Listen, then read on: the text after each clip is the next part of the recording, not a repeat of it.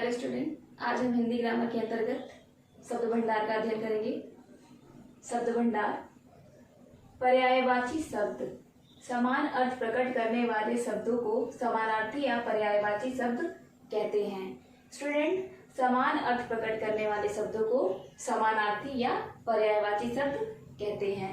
जैसे कि आग, आग को अग्नि, पावक, ज्वाला, दहक आदि नामों से भी जाना जाता है। कमल को सरोज, जलज, पंकज, अंबुज आदि शब्दों के नाम से भी जाना जाता है।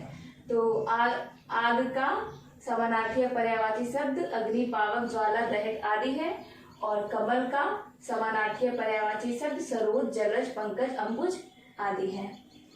अब आते हैं विलोम शब्द पर।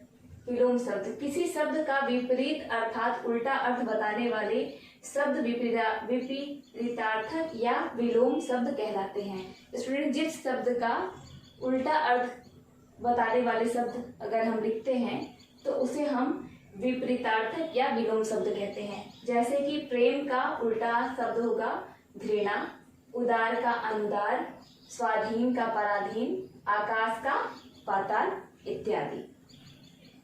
इस प्रकार अब आते हैं श्रुतिसम भिन्नार्थक शब्द पर।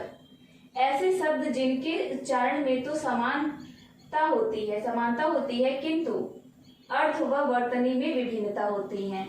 स्टूडेंट, ऐसे शब्द जिनके उच्चारण में मतलब बोलने में जो है वे समान लगते हैं लेकिन उनके अर्थ और वर्तनी जो होते हैं वे भिन्न होते हैं, उसे हम श्रुतिसम भिन्नार्थक या समुच्चारित शब्द कहते हैं। जैसे आदि का अर्थ हो गया आरंभ और आदि, इसका अर्थ होता है अभ्यस्त।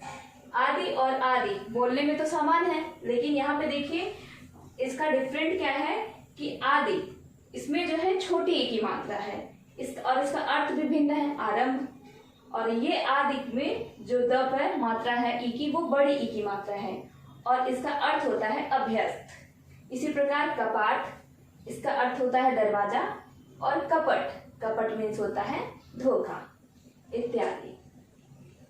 इसके बाद आते हैं हम अनेकार्थक शब्द। एक से अधिक अर्थ प्रकट करने वाले शब्द अनेकार्थी शब्द कहलाते हैं। अर्थात कोई ऐसा शब्द जिसका अनेक अर्थ प्रकट होता है उसे हम अनेकार्थी शब्द कहते हैं। जैसे कि भाग, ये जो भाग शब्द है इसका अर्थ हम भाग्य से भी लगा सकते हैं, हिस्सा से भी लगा सकते हैं और विभाजन से भी लगा सकते हैं। मीन्स भाग शब्द के जो है तीन अर्थ होते हैं, भाग्य, हिस्सा, विभाजन आदि। कनक का अर्थ होता है, एक अर्थ होता है गेहूं, एक अर्थ होता है सोना और एक अर्थ होता है धतुरा। अर्थात कनक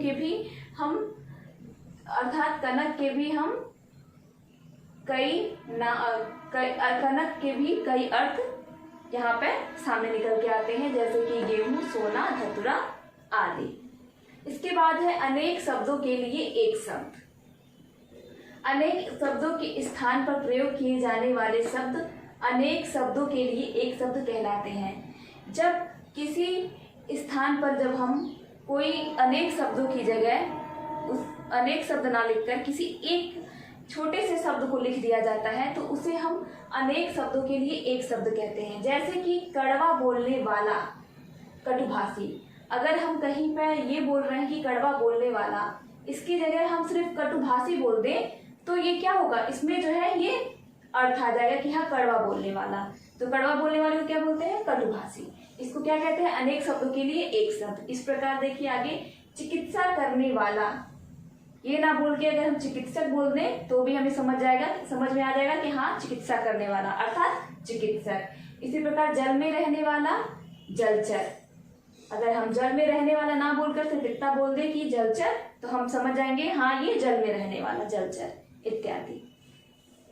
तो स्टूडेंट, आपने देखा शब्द भंडार के अंतर्गत पर्यायवाची शब्द, विलोम शब्द, श्रुतिसम भिन्नार्थक शब्द, अनेकार्थी शब्द, अनेक शब्दों के लिए एक शब्द इत्यादि का हमने आज अध्ययन किया है।